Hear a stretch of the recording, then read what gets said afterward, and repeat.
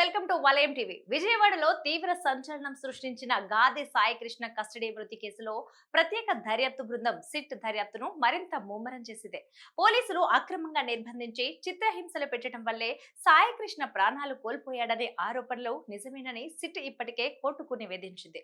అంతేకాకుండా police స్టేషన్లోని CCTV ఫుటేజీని ఉద్దేశపూర్వకంగా తొలగించి ఆధారాలను మాయం చేసేందుకు ప్రయత్నించారని దర్యాప్తులో నిర్ధారణ కావడంతో ఈ వ్యవహారం రాష్ట్ర వ్యాప్తంగా తీవ్ర చర్చనీయాంశంగా మారింది. ఈ కేసులో గడిచిన వారం రోజుల్లో కీలక పరిణామాలు చోటు చేసుకున్నాయి.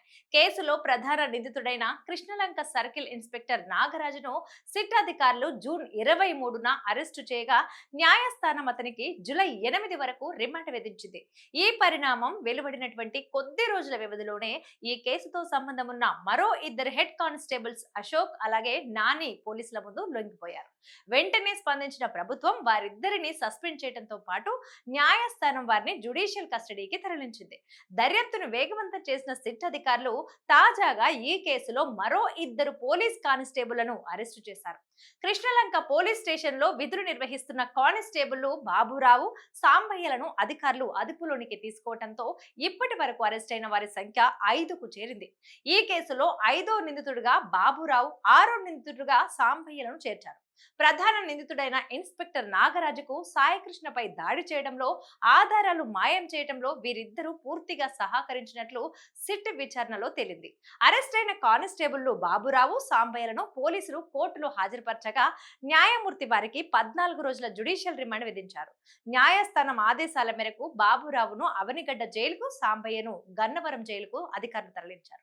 పోలీసుల అరాచకానికి బలైన సాయికృష్ణకు న్యాయం చేయాలంటూ గత వారం రోజులుగా స్థానికంగా సామాజిక మాధ్యమాల్లో వస్తున్న ఒత్తిడి నేపథ్యంలో సిట్ తీసుకుంటున్న ఈ కఠిన చర్యలు ప్రాధాన్యత సంతరించుకున్నాయి. ఈ దారుణంపై ఈ రోజు వైఎస్ఆర్ కాంగ్రెస్ పార్టీ అధినేత జగన్ తీవ్రంగా స్పందించారు.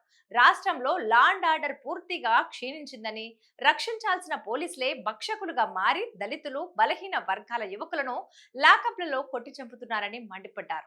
సాయికృష్ణను చంపి ఆధారాలు లేకుండా శ్మశాన వాటికలో దహనం చేయటం అత్యంత దారుణమని, కేవలం కింది స్థాయి సిబ్బందిని అరెస్టు చేసి చేతులు దులుపుకుంటే సరిపోదని, దీని వెనక ఉన్న పెద్దల పాత్ర కూడా నిష్పక్షపాత విచారణ జరిపి సాయికృష్ణ కుటుంబానికి న్యాయం చేయాలని డిమాండ్ చేశారు.